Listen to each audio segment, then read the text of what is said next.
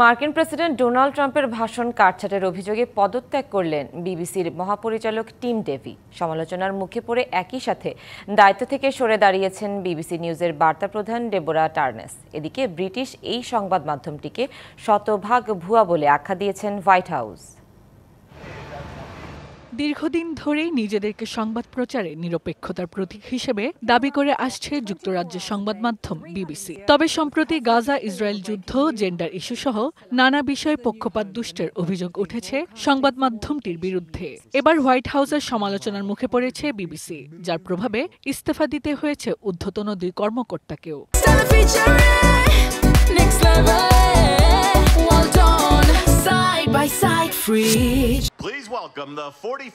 বিতর্কের সূত্রপাত 2021 সালের 6 জানুয়ারি ওয়াশিংটন ডিসির হোয়াইট হাউসের বাইরে রিপাবলিকান সমর্থকদের উদ্দেশ্যে ভাষণ দেন মার্কিন প্রেসিডেন্ট ডোনাল্ড ট্রাম্প। 50 মিনিটের বক্তব্যের শুরুর এক পর্যায়ে বলেন, সাহসী সিনেটরদের উৎসাহ করতে ক্যাপিটল হিলে হেঁটে যাবেন তারা। তবে বিবিসির পেনোরামার একটি তথ্যচিত্রে দেখানো হয়, সিনেটরদেরকে উৎসাহ করতে নয়, বরং ক্যাপিটল হিলে দাঙ্গা করতে উস্কে দিচ্ছেন তিনি।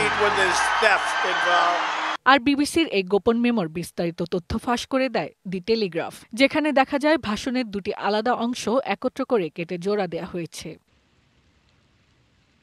এই ঘটনায় ক্ষুব্ধ হয়ে বিবিসিকে প্রোপাগান্ডা মেশিন হিসেবে আখ্যা দেয় হোয়াইট হাউস। একই সাথে সংবাদ মাধ্যমটিকে শতভাগ ভুয়া বলেও কটূক্তি করেন ট্রাম্পের প্রেস সচিব ক্যারোলিন লেভিট।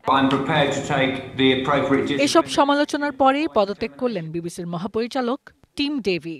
একই সাথে দায়িত্ব থেকে সরে দাঁড়িয়েছেন বিবিসি নিউজের বার্তা প্রধান ডেবোরা টার্নেস।